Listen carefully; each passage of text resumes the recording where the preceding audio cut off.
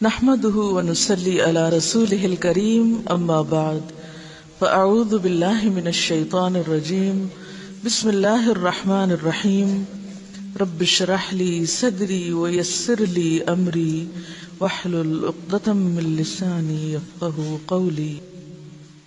جنابت کے احکام۔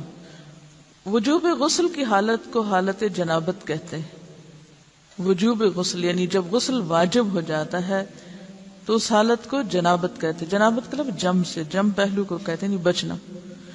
مندرجہ ذیل 4 حالتوں میں مسلمان مرد اور عورت پر غسل کرنا فرض ہو جاتا ہے۔ نمبر 1، جوش کے ساتھ منی خارج ہونے کے بعد، اس میں احتلام بھی داخل ہے، یعنی کوئی ایسا خواب آئے یا ویسے۔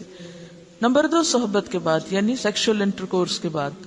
نمبر 3، حیض کے بعد۔ نمبر 4، نفاس کے بعد یعنی بچے کی پیدائش کے بعد۔ اس میں یاد رکھیے کہ بہت سے لوگ پوچھتے ہیں کہ اگر خواتین انٹرنل چیک اپ کرواتی ہیں تو کیا اس سے غسل واجب ہوتا؟ تو کوئی غسل واجب نہیں ہوتا جب تک کہ ان 4 چیزوں میں سے کوئی چیز نہ ہو۔ صرف منی خارج ہونے سے بات نہیں، بلکہ جوش کے ساتھ منی خارج ہونے کے بعد غسل واجب ہوتا ہے۔ صحبت اور غسل جنابت۔ صحابہ کرام رضی اللہ عنہم کے درمیان غسل جنابت کا ایک مسئلہ زیر بحث آیا۔ ایک گروہ کہتا تھا کہ غسل صرف دخول پہ فرض ہو جاتا ہے، انزال شرط نہیں، یعنی واٹر ڈسچارج جو ہے وہ ضروری نہیں۔ دوسرا گروہ بیان کرتا تھا کہ وجوب غسل کے لیے دخول کے ساتھ انزال بھی شرط ہے۔ یہ طویل مباحثہ کسی فیصلہ کن صورت پر منتج نہ ہوا۔ آخر قرار پایا کہ ام المومنین حضرت عائشہ رضی اللہ عنہا سے دریافت کیا جائے۔ حضرت عائشہ نے کہا کہ رسول اللہ صلی اللہ علیہ وسلم نے فرمایا، اذا جلس بین شعبها الاربع ومس الختان الختان فقد وجب الغسل۔ جب مرد عورت کی 4 شاخوں کے درمیان بیٹھ جائے اور اس کا محل ختنہ عورت کے محل ختنہ کے ساتھ مس کرے تو غسل واجب ہو جاتا ہے۔ تو مسئلہ یہ ثابت ہوا کہ صرف دخول پر ہی مرد اور عورت جنبی ہو جاتے ہیں اور ان پہ غسل واجب ہو جاتا ہے، انزال یعنی منی کا نکلنا شرط نہیں۔ رسول اللہ صلی اللہ علیہ وسلم نے فرمایا، جب تم عورت کی 4 شاخوں کے درمیان بیٹھ کر صحبت کرو تو تم پر غسل واجب ہو گیا، اگرچہ منی نہ نکلے۔ عورت کو بھی احتلام ہوتا ہے۔ ام المومنین حضرت سلمہ رضی اللہ عنہا روایت کرتی ہیں کہ حضرت ام سلیم نے رسول اللہ صلی اللہ علیہ وسلم سے کہا، اے اللہ کے رسول، یقیناً اللہ حق سے نہیں شرماتا، یعنی حق بات اور ایک ضروری بات جو ہے اس کو واضح کرنا ضروری ہوتا ہے، اور اس معاملے میں شرم سے کام نہیں لینا چاہیے، کہیں ایسا نہ ہو کہ انسان انجانے میں غلط کام کرتا رہے۔ تو یہ کہہ کر انہوں نے مسئلہ پوچھا، کیا عورت پر غسل ہے جبکہ اس کو احتلام ہو؟ آپ نے فرمایا ہاں، لیکن جب پانی کا نشان دیکھے یعنی منی دیکھے۔ اس پر حضرت ام سلمہ نے شرم سے منہ چھپا لیا اور عرض کیا، اے اللہ کے رسول، کیا عورت کو بھی احتلام ہوتا ہے؟ آپ نے فرمایا ہاں ہوتا ہے، تیرا داہنا ہاتھ خاک آلود ہو، یعنی ایک پیار کی ڈانٹ تھی۔ اور اس میں ہو سکتا ہے کہ مزاج کا فرق ہو، بعض خواتین کے ساتھ ایسا نہ ہو اور بعض کے ساتھ ایسا ہو، لیکن اس میں جو اصل چیز ہے وہ ایکسیسو واٹر ڈسچارج ہے۔ اس میں کہیں ایسا نہ ہو کہ لیکوریا وغیرہ کے ساتھ اس کو ریلیٹ کر دیا جائے۔ دونوں چیزوں میں فرق ہے۔ اور احتلام جو ہے وہ سوتے وقت ہوتا ہے، یعنی سو کر اٹھنے پر اگر انسان اپنے کپڑوں پر زیادہ ڈسچارج دیکھے، خواہ کوئی خواب یا کوئی فیلنگ یاد نہ بھی ہو، تو پھر غسل کرنا ضروری۔ معلوم ہوا کہ عورت یا مرد نیند سے اٹھ کر اگر تری یعنی نشان منی دیکھیں تو یہ احتلام کی علامت ہے، لہذا ان پر غسل کرنا فرض ہو جاتا ہے۔ اور اگر احتلام کی کیفیت انہیں یاد ہو لیکن نشان نہ پائیں، یعنی خواب یاد ہے لیکن کوئی سامنے علامت نہیں، تو غسل فرض نہیں ہوگا۔ ایسی صورت میں شک کی ضرورت نہیں ہے کہ نہیں میں نے خواب دیکھا اور مجھے خواب بالکل صحیح یاد ہے تو مجھے نہانا چاہیے، نہیں، محض خواب پر نہیں نہایا جائے گا جب تک کہ فزیکلی کوئی ایسی چیز سامنے دیکھی نہ جائے۔ جنبی کے بالوں کا مسئلہ۔ حضرت ام سلمہ روایت کرتی ہیں کہ میں نے کہا، اے اللہ کے رسول صلی اللہ علیہ وسلم، میں اپنے سر کے بال خوب مضبوط گوندتی ہوں، کیا میں انہیں غسل جنابت کے وقت کھولا کروں؟ آپ نے فرمایا، ان کا کھولنا ضروری نہیں، تیرے لیے یہی کافی ہے کہ 3 لپ پانی اپنے سر پر ڈالے، پھر اپنے سارے بدن پر پانی بہائے پس تو پاک ہو جائے گی. یعنی بالوں کی جڑیں بھیگنا، سکن بھیگنا ضروری ہے، سارے بال کھولنا ضروری نہیں ہے. جنبی کے بالوں کا مسئلہ. حضرت عائشہ کو خبر ملی کہ حضرت عبداللہ ابن عمرو عورتوں کو غسل جنابت کے لیے بال کھولنے کا حکم دیتے ہیں. فرمانے لگی ابن عمرو پر تعجب ہے، انہوں نے عورتوں کو تکلیف میں ڈال دیا، وہ انہیں سر منڈوانے کا حکم کیوں نہیں دے دیتے؟ یہ حضرت عائشہ کی ڈانٹ تھی. یعنی وہ یہ تو کہہ رہے کہ عورتیں بال کھول کھول کے نہائیں، تو وہ پھر سیدھا یہی کہیں کہ عورتیں بال منڈوا لیں. میں اور رسول اللہ صلی اللہ علیہ وسلم ایک ہی برتن میں غسل کرتے اور میں اپنے بال کھولے بغیر سر پر 3 چلو سے زیادہ پانی نہیں ڈالتی تھی. معلوم ہوا کہ غسل جنابت کے لیے بال کھولنے کی ضرورت نہیں، مگر یہ حکم صرف غسل جنابت کا ہے. غسل حیض کے لیے بالوں کا کھولنا ضروری ہے کیونکہ وہ مہینے میں ایک دفعہ ہے. حضرت عائشہ سے روایت ہے کہ انہیں رسول اللہ صلی اللہ علیہ وسلم نے غسل حیض کے لیے فرمایا اپنے بال کھولو اور غسل کرو. اس میں آپ دیکھیے کہ دونوں چیزوں میں فرق کیوں ہے، دونوں کی نوعیت فرق ہے. اور حیض جو ہے وہ ایک نجاست کی کیفیت بھی ہے نا، قل هو اذی. تو اس کے بعد نہانا اور نہا کر خوشبو لگانا خاص طور پر اس کا سارا حکم آتا ہے. لیکن غسل جنابت میں نجاست کی وہ کیفیت نہیں ہے. یعنی حیض کا خون اور منی جو ہے ان دونوں کے حکم میں بھی فرق ہے. ٹھیک ہے نا. بعض علماء کے خیال میں جو منی ہے اٹ سیلف وہ ناپاک چیز نہیں ہے. اگر کسی کپڑے وغیرہ کو لگ گئی تو وہ کپڑا ناپاک نہیں، اگر اس کو خشک ہونے پر کھرچ کے صاف کر دیا جائے تو کپڑا صاف ہو جائے گا. لیکن خون حیض پر آپ صلی اللہ علیہ وسلم کیا فرمایا؟ چٹکیوں سے مل مل کے اس کو صاف کر کے دھوئے. تو ان دونوں میں بھی فرق ہے. لہٰذا ان دونوں کے بعد نہانے کے حکم میں بھی فرق ہے. ایک میں بال کھولے جائیں گے اور بال بھی دھوئے جائیں گے اور بالوں کی جڑیں بھی دھوئی جائیں گی، جبکہ دوسرے عام غسل جنابت میں بال کھولنا اور پورے بال دھونا شرط نہیں. بہت سی بچیاں ایسی جن کی شادی ہوتی ہے اور اس کے بعد انہیں ان مسائل کا پتہ نہیں ہوتا، یا تو پھر شرم کے بارے نہاتی نہیں، یا نہاتی ہیں تو پھر وہ پورے بال دھو دھو کے سکھانے میں اور ان چیزوں میں اتنا وقت ضائع کر دیتی ہیں کہ پھر بعضوں کا شوہر کی نافرمانی اور آپس کے تعلقات میں ٹینشن، لوگوں کا خوف. تو اگر دین کا صحیح مسئلہ پتا ہو تو انسان ان تمام مشقتوں سے بچ جاتا ہے اور ایک نارمل روٹین کی لائف گزار سکتا ہے.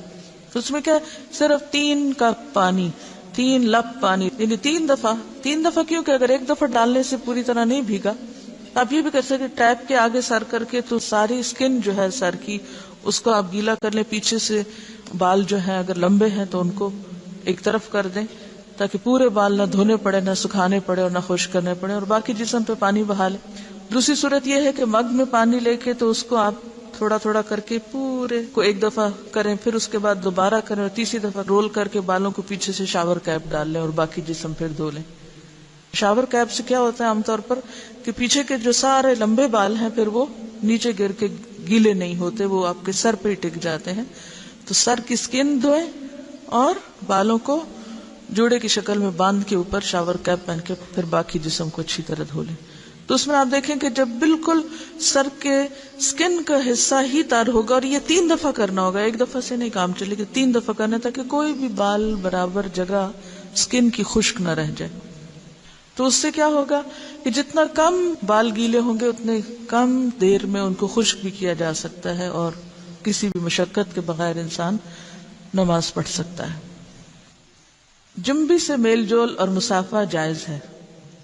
حضرت ابو ہریرہ روایت کرتے ہیں کہ ایک دن بحالت جنابت میں نے رسول اللہ صلی اللہ علیہ وسلم سے ملاقات کی. آپ نے میرا ہاتھ پکڑا اور میں آپ کے ساتھ ہو لیا. آپ ایک جگہ بیٹھ گئے اور میں چپکے سے نکل گیا. گھر جا کر غسل کیا، پھر واپس آیا. آپ ابھی بیٹھے ہوئے تھے. آپ نے پوچھا اے ابو ہریرہ تو کہاں گیا تھا؟ میں نے سارا حال کہہ سنایا تو آپ نے فرمایا سبحان اللہ، تحقیق مومن ناپاک نہیں ہوتا. نبی صلی اللہ علیہ وسلم کا یہ فرمان کہ مومن ناپاک نہیں ہوتا، اس کا مطلب یہ ہے کہ مومن حقیقتاً نجس اور پلید نہیں ہوتا. جنابت حکمی نجاست ہے، حسی نہیں. یعنی نجاست کے حکم میں ہے لیکن بظاہر وہ کوئی ناپاک ہونے والی بات نہیں. یعنی شریعت نے مصلحت کی بنا پر ایک حالت میں حکماً اس پر غسل واجب کیا ہے، بس جنبی کے ساتھ ملنا جلنا، اٹھنا بیٹھنا، اختلاط، ارتباط، کھانا پینا سب جائز ہے۔ یہاں یہ بات یاد رہے کہ بعض اوقات ایسا بھی ہوتا ہے کہ انسان حالت جنابت میں ہوتا ہے، تو ہمارے ہاں تو اس میں اتنے زیادہ بچیوں کو ڈرایا جاتا ہے کہ ایک قدم بھی اٹھایا تو معلوم نہیں کیا قیامت آ جائے گی اور تم کمرے سے نکل ہی نہیں سکتے جب تک کہ پاک نہ ہو۔ تو بعض اوقات حالات کا تقاضا ایسا ہوتا ہے کہ جس میں انسان کو کچھ ضروری کام نپٹانے پڑتے ہیں، بعض اوقات جیسے بچوں کو اسکول چھوڑنا ہے یا ان کو ناشتہ بنا کے دینا ہے یا کچھ، تو پھر دو ایکسٹریم پہ لوگ چلے جاتے ہیں، یا تو پرواہ نہیں کرتے پاک ناپاک ہونے کی، یا یہ ہے کہ وہ اس چیز کو اتنا ایشو بنا لیتے ہیں کہ باقی سارے کام ان کے متاثر ہو کے رہ جاتے ہیں۔ تو اس چیز کو اپنی حدود میں رکھ کے لائٹلی لینا چاہیے، جو فریضہ ادا کرنا وہ کر لے اور باقی چیزیں جو ہیں ان کو ایشو نہ بنایا جائے۔ یعنی اگر کسی وقت مجبوراً تھوڑی دیر کے لیے گھر سے بھی نکلنا پڑ جائے، جیسے حضرت ابو ہریرہ باہر نکلے ہوئے تھے، تو اس میں بھی حرج نہیں ہے۔ اس کا یہ مطلب نہیں کہ آپ ٹال مٹول کر کے تو دن بھر کی نمازیں گنوائیں، یہ صرف رخصت کی بات ہے یا کیا کر سکتے ہیں آپ اس کی بات ہے۔ اس کا یہ مطلب نہیں کہ یہ ایک عادت یا ایک روٹین بنا لی جائے ناپاک رہنے کی۔ بعض لوگ کچھ کھاتے نہیں پیتے نہیں کہ ہم ناپاک ہیں، کھانا پینا بات چیت لین دین، یعنی اگر کسی کا ہاتھ دوسرے پاک بندے سے چھو گیا تو وہ کوئی ناپاک نہیں ہو جائے گا، یا کسی کپڑے کو ہاتھ لگ گیا یا کسی چیز کو یا کسی کھانے کو، تو وہ کھانا ناپاک نہیں ہوگا، کیونکہ یہ حسی نجاست نہیں ہے، آپ کے ہاتھ میں کوئی گندگی نہیں ہے۔ اگر اس حالت میں کبھی آٹا گوندنا پڑ جائے یا کوئی پیڑا یا روٹی بنانی پڑ جائے، اور دیکھیے کہ بعض اوقات بچے چھوٹے ہیں رو رہے ہیں، ان کو کھانا چاہیے، اور آپ کہیں روتے رہیں جو روتے ہیں، میں تو ناپاک ہوں اس لیے میں تو کوئی کام نہیں کر رہی، تو یہ ایک دوسری ایکسٹریم ہوگی، ایسا کرنا درست نہیں۔ اگر ضرورت کے تحت تھوڑی دیر، گھنٹہ 2 گھنٹہ کسی وجہ سے ڈیلے کرنا پڑے، بعض اوقات ایسا ہوتا پانی نہیں ہوتا، تو ایسی صورت میں کیا کریں گے؟ ایسی صورت میں آپ ویٹ کریں گے، بعض سپلائی کا پانی 1 گھنٹے تک آ رہا ہے، تو اب آپ کوئی کام کاج نہ کریں، اندر مرغی بن کے بیٹھ جائیں کہ میں ناپاک ہوں میں ناپاک ہوں، نہیں، سب کام کریں اپنے، اور جب پانی آ جائے تو نہا لیں۔ ایسے کرنے میں کوئی گناہ نہیں، کوئی جرم نہیں، کوئی غلطی نہیں۔ رسول اللہ صلی اللہ علیہ وسلم نے ایک انصاری کو بلایا، جب وہ آیا تو اس کے سر کے بالوں سے پانی ٹپک رہا تھا۔ آپ نے پوچھا شاید تم جلدی میں نہائے ہو؟ اس نے کہا ہاں اے اللہ کے رسول۔ آپ نے فرمایا حالت جنابت میں اگر کسی سے فوری ملنا ہو اور نہانے میں دیر لگے تو وضو کرنا ہی کافی۔ حضرت عمر نے آپ سے پوچھا میں رات کو جنبی ہوتا ہوں تو کیا کروں؟ آپ نے فرمایا کہ تم اپنے ذکر کو دھو ڈالو اور وضو کرو اور سو جاؤ۔ رسول اللہ صلی اللہ علیہ وسلم جب حالت جنابت میں کھانا یا سونا چاہتے تو نماز کے وضو کی طرح وضو کر لیتے۔ نبی صلی اللہ علیہ وسلم نے فرمایا جو کوئی اپنی بیوی سے صحبت کرے اور پھر دوبارہ کرنا چاہے تو اسے چاہیے کہ دونوں کے درمیان وضو کرے۔ آپ نے غور کیا ہوگا کہ طہارت کے مسائل بہت تفصیل کے ساتھ اور اپنے اندر بہت ڈیٹیلز رکھتے ہیں، اور بہت سے موضوعات ایسے ہیں کہ جو انسان کی ظاہری زندگی نہیں بلکہ اس کی نجی اور ذاتی زندگی سے متعلق بھی ہے، لیکن اس طرح پبلکلی ان کو پڑھانا اور ان کو سکھانا یہ بھی ایک ضرورت ہے، کیونکہ آپ صلی اللہ علیہ وسلم نے انصار کی خواتین کی تعریف کی کہ انصار کی خواتین کتنی اچھی ہیں جنہیں حیا دین کا علم حاصل کرنے سے نہیں روکتا۔ تو سوال یہ پیدا ہوتا ہے کہ آخر اتنی تفصیلات کیوں؟ اور بعض لوگ اس کو ناپسندیدہ قرار دیتے ہیں، تو ایسا کرنا ناسمجھی کی علامت ہے۔ ہم دیکھتے ہیں کہ انسان اگر اللہ کے بتائے ہوئے طریقے کے مطابق زندگی بسر کرتا ہے تو اس میں خیر ہی خیر ہے، اور وہ صرف خیر اس کی اپنی ذات تک نہیں رہتی، بعض اوقات دوسروں کی بھلائی کا ذریعہ بھی بن جاتی۔ یہاں کسی نے ایک واقعہ لکھ کر بھیجا ہے کہ کسی ویسٹرن کنٹری میں کوئی مسلمان بچہ پڑھتا تھا، تو وہ اپنے کپڑوں کو دھونے کے لیے کسی انگریز عورت کو دیتا تھا، یعنی لانڈری کسی کے ذریعے کرواتا تھا۔ تو ایک دن اس عورت نے طالب علم سے کہا کیا آپ میرے کام سے مطمئن نہیں؟ آپ کے خیال میں کیا میں کپڑے اچھی طرح نہیں دھوتی؟ طالب علم نے اس کی بات سن کر کہا کیوں نہیں، مجھے یقین ہے کہ آپ اچھی طرح کام کرتی ہیں۔ یہ سن کر وہ بولی پھر آپ خود ہی اپنے کپڑے کیوں دھو کر مجھے دیتے ہیں؟ یعنی کپڑوں کے داغ وغیرہ کیوں دھو کر مجھے دیتے ہیں؟ طالب علم نے انکار میں سر ہلایا کہ میں بھلا کپڑے دھو کر کیوں دوں گا؟ عورت نے کہا کہ پھر کیا وجہ ہے کہ مجھے دوسروں کے کپڑوں پر جا بجا گندگی کے دھبے نظر آتے ہیں لیکن آپ کے کپڑوں پر کوئی ایسا دھبا نہیں ہوتا۔ اس کے پوچھنے میں واضح حیرت تھی۔ نوجوان مسکرایا اور بولا، اب بات سمجھ میں آتی ہے، اب میں آپ کو بات سمجھا دیتا ہوں، یعنی اب میری سمجھ میں بات آئی ہے کہ آپ کا اشارہ کس طرف ہے۔ میں مسلمان ہوں، میرا دین مجھے پاک صاف رہنے کا حکم دیتا ہے، میری شلوار یا پینٹ وغیرہ پر پیشاب کا چھینٹا بھی لگ جائے تو میں نماز نہیں پڑھ سکتا، لہٰذا اگر کوئی ایسی چیز ہو تو مجھے اسے خود دھونا پڑتا ہے اور اسے دھو کر پاک کرتا ہوں، لہٰذا جب میں کپڑے اتارتا ہوں تو یہ کپڑے پاک اور صاف ہوتے ہیں، یعنی داغ دھبوں سے محفوظ ہوتے ہیں۔ تو اس نے حیرت سے پوچھا کہ تمہارا دین اتنی چھوٹی چھوٹی باتوں کی بھی تعلیم دیتا ہے؟ نوجوان نے کہا، ہاں، ہمارے رسول صلی اللہ علیہ وسلم نے ہمیں یہ حکم دیا ہے کہ ہم جب بیت الخلاء میں جائیں تو دعا پڑھیں، جب باہر آئیں تو دعا پڑھیں، کپڑے پہنوں تو دعا پڑھوں، کھانا کھا کر فارغ ہو کر گھر سے نکلتے وقت، سوتے جاگتے وقت، زندگی کے ہر کام یا ہر موقع پر ہمارے رسول نے ہمیں دعائیں سکھائی ہیں۔ اور اس کے ساتھ ہی یہ کہ ان تمام باتوں کے ادب آداب بھی سکھائے ہیں۔ تو اس انگریز عورت کو وہ باتیں بہت دلکش اور حیران کن محسوس ہوئیں، اور کچھ دن تک وہ اس طالب علم کی عادات کا مزید جائزہ لیتی رہی، اور بالآخر اسلام اس کے دل میں گھر کر گیا اور وہ مسلمان ہو گئی، اور اس کے بعد اس نے اپنے گھر کے دوسرے افراد کو بھی مسلمان کیا، اسے ایک خاتون نے۔ تو بات یہ کہ بات تو چھوٹی سی ہے لیکن ایک بہت بڑا فرق ڈال دیتی ہے۔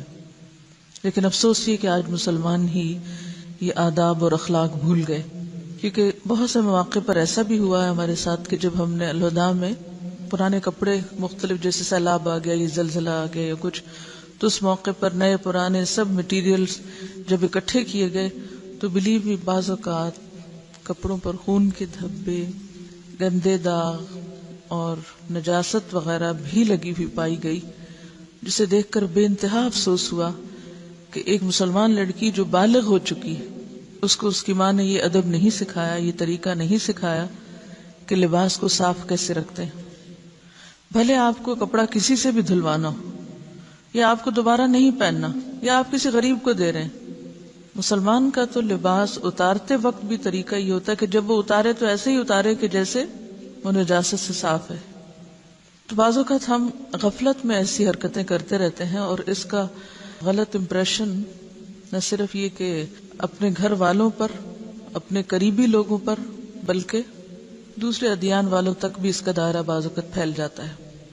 تو ان معاملات میں جو بظاہر لوگوں کی نگاہوں سے چھپے ہوئے ہیں، ہمیں اپنی باطنی زندگی میں، نجی زندگی میں، داخلی زندگی میں، پرائیویٹ لائف میں بھی اللہ کے تقوی کا ثبوت دینا ہے اور ان تمام چیزوں کا خیال رکھنا ہے۔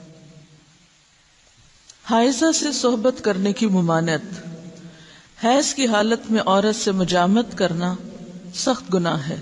اللہ تعالیٰ نے قرآن مجید میں فرمایا فَاعْتَزِلُوا النِّسَاءَ فِي الْمَحِيضِ، یعنی واضح قرآن کا حکم ہے، پس ایام حیض میں عورتوں سے کنارہ کشی کرو، یعنی کنارہ کشی سے مراد لین دین اور بالکل تعلق ختم کرنا نہیں، مراد یہاں پر سیکشل انٹرکورس ہے، یعنی صحبت نہ کرو۔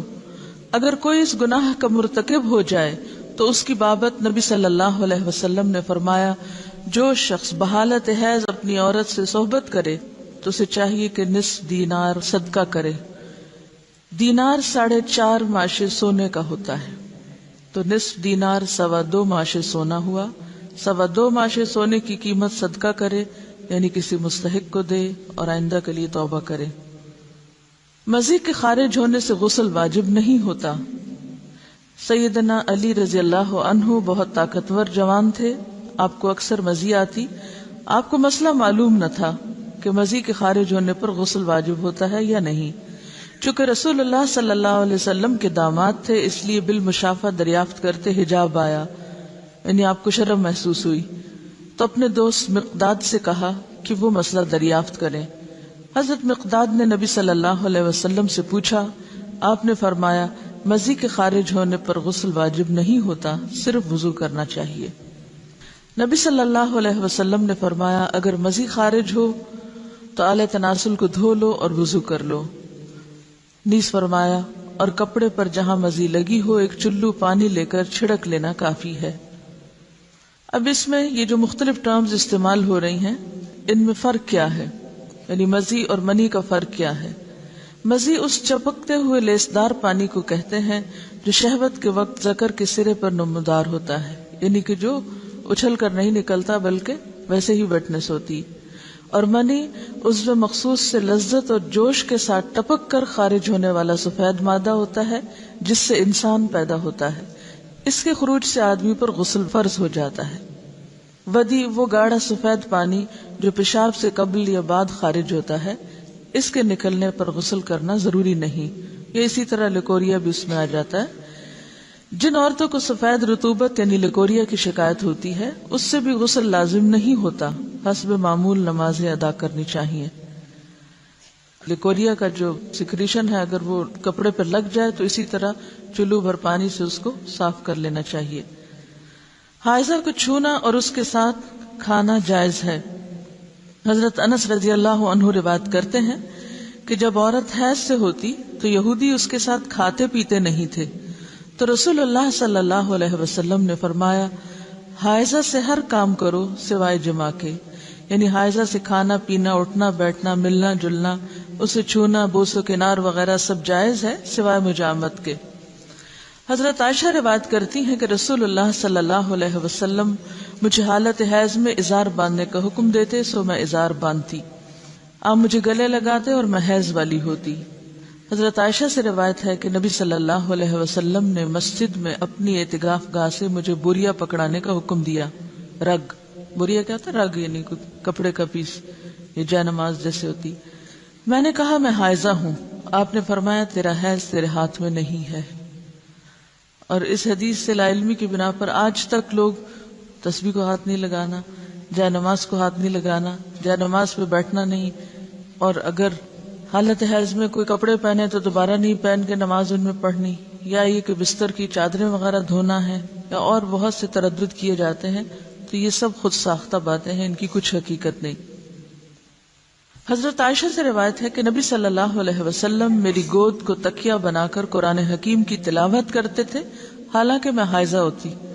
اب یہاں بھی آپ دیکھیے بہت سی خواتین پوچھتی ہیں کہ کیا ہم اس حالت میں قرآن کی مجلس میں شریک ہو سکتے ہیں یا نہیں، وہاں بیٹھ سکتے ہیں یا نہیں. تو آپ دیکھیے کہ آپ صلی اللہ علیہ وسلم حضرت عائشہ کی گود میں سر رکھ کے قرآن پڑھتے جبکہ حضرت عائشہ حیض سے ہوتی. حائضہ کے قرآن پڑھنے کی کراہت. اب حائضہ خود کیا کرے؟ کیا قرآن پڑھ سکتی ہے یا نہیں، ذکر کر سکتی ہے یا نہیں؟ حالت جنابت اور حیض میں قرآن حکیم کی تلاوت کے حرام ہونے کے بارے میں کوئی صحیح حدیث نہیں ہے، یعنی حرام نہیں ہے پڑھنا، مگر ان حالتوں میں مکروہ ضرور ہے، یعنی پسندیدہ نہیں ہے کہ انسان تلاوت کی غرض سے صبح بیٹھ کر قرآن پاک کی کچھ آیات پڑھے. ہاں اگر کوئی تعلیم حاصل کرنے کے لیے، سیکھنے کے لیے کچھ پڑھ رہا ہے تو اس کی رخصت ہے.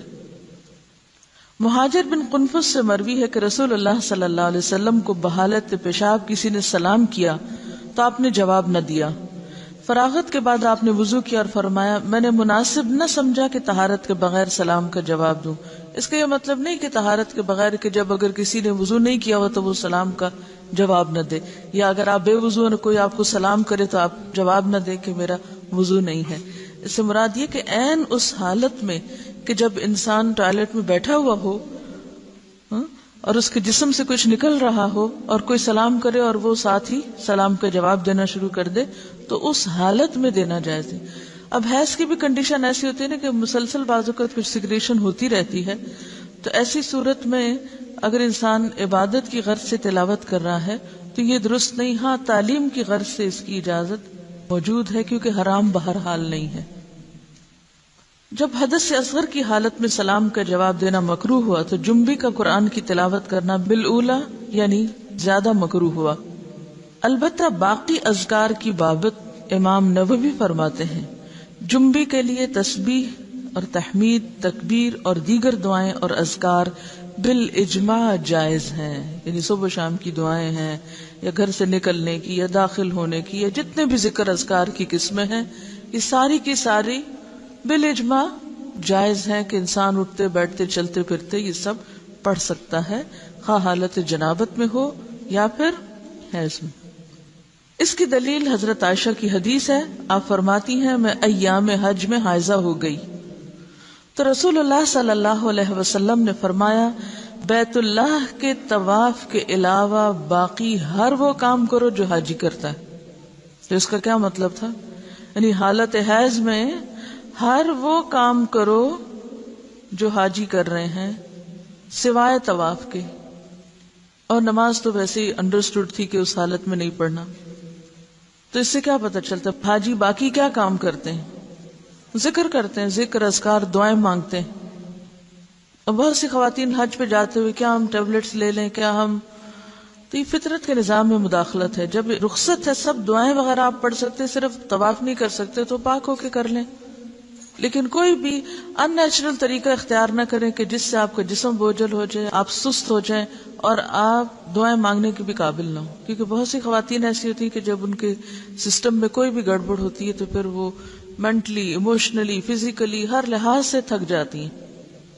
تو بجائے اس کے کہ آپ سارا حج کا عرصہ ایک کربناک کیفیت میں گزاریں جس میں آپ کی کسی عبادت میں کوئی خشوع نہ ہو، تو بہتر ہے کہ جو چیز اللہ نے لکھ دی ہے وہ اپنے وقت پر ہو، اس دوران صرف طواف سے اجتناب کیا جائے اور باقی سب کام، ذکر اذکار، جو بھی رمی کرنا ہے، وقوف عرفات ہے، سب کچھ اپنے طریقے کے مطابق کیا چلا جاتا رہے۔ پہلے سعی کا علاقہ جو تھا، سعی کی اجازت تھی، لیکن اب سعی بھی مسجد میں آ گئی، مسعی بھی مسجد میں آ گئی، تو جہاں سے مسجد شروع ہوئی وہاں سے داخلہ بند ہو گیا، الا عابری سبیل، کہ کوئی آپ کو گزرنے کی ضرورت پیش آئی، اندر کوئی بیٹھا ہوا اس کو بلانا ہے تو وہ گزر کے دے کے واپس آ جائے، بیٹھے نہیں، گزرنے کی اجازت ہوتی ہے مسجد۔ حضرت ام عطیہ رضی اللہ عنہا فرماتی ہیں کہ رسول اللہ صلی اللہ علیہ وسلم نے حیض والی عورتوں کو بھی عید کے روز عیدگاہ جانے کا حکم دیا تاکہ وہ لوگوں کی تکبیروں کے ساتھ تکبیریں کہیں۔ تو تکبیر میں بھی کیا ہے؟ اللہ کا ذکر ہے، اور ان کی دعا کے ساتھ دعا کریں لیکن نماز نہ پڑھیں۔ تو جو چیز بصراحت ممنوع ہے وہ کیا ہے؟ نماز اور طواف، باقی کچھ بھی ممنوع نہیں، یعنی عبادات میں سے۔ حضرت عائشہ فرماتی ہیں کہ رسول اللہ صلی اللہ علیہ وسلم ہر حال میں اللہ کا ذکر کرتے تھے۔ ان احادیث سے ثابت ہوا کہ حائضہ اور جنبی ذکر اذکار کر سکتے ہیں، ٹھیک ہے۔ استحاضہ کا مسئلہ، استحاضہ وہ خون ہوتا ہے جو ایام حیض کے بعد خاکی یا زرد رنگ کا جاری ہوتا ہے۔ یہ ایک مرض ہے۔ جب عورت اپنے حیض کی عادت کے دن پورے کرے پھر اسے غسل کر کے نماز شروع کر دینی چاہیے۔ تو اس میں اصل حکم یا اصل بات کیا ہے؟ عادت۔ جتنے دن کسی کی عادت ہے اس عادت کے مطابق انسان نماز چھوڑے، یعنی اتنے دن کے لیے، اور بعد میں نہا کر نماز شروع کر دے، خواہ کوئی ڈسچارج ہو بھی تو، کیونکہ وہ خون حیض کا نہیں بلکہ استحاضہ کا ہے جو اس مخصوص مدت کے بعد آتا ہے۔ حضرت عائشہ سے روایت ہے کہ فاطمہ بنت ابی حبیش رضی اللہ عنہا رسول اللہ صلی اللہ علیہ وسلم کی خدمت میں حاضر ہوئیں اور عرض کیا، اے اللہ کے رسول، مجھے خون استحاضہ آتا ہے اور میں بوجہ خون استحاضہ پاک نہیں ہوتی، کیا میں نماز چھوڑ دوں؟ آپ نے فرمایا، نہیں، خون استحاضہ ایک اندرونی رگ سے بہتا ہے اور یہ خون حیض نہیں، بس جب تجھے حیض کا خون آئے تو نماز چھوڑ دے، اور جس وقت خون حیض بند ہو جائے اور استحاضہ شروع ہو تو اپنے استحاضہ کے خون کو دھو لو اور نماز پڑھو۔ تو حاصل کلام یہ ہے کہ مستحاضہ پاک عورت کی طرح ہے، ایام حیض کے بعد غسل کر کے نماز شروع کر دے۔ ہاں، یہ بہت ضروری ہے کہ ہر نماز کے لیے نیا وضو کرتی رہے۔ رسول اللہ صلی اللہ علیہ وسلم نے حضرت فاطمہ سے یہ بھی فرمایا، ہر نماز کے لیے وضو کر لیا کرو، یعنی ہر نماز کے لیے نہانے کی ضرورت نہیں، صرف وضو کافی ہے۔ خواہ پہلے سے وضو ہو بھی، چونکہ ڈسچارج ہوتا رہتا ہے اس لیے وضو باقی نہیں رہتا، دوبارہ وضو کر لیا جائے۔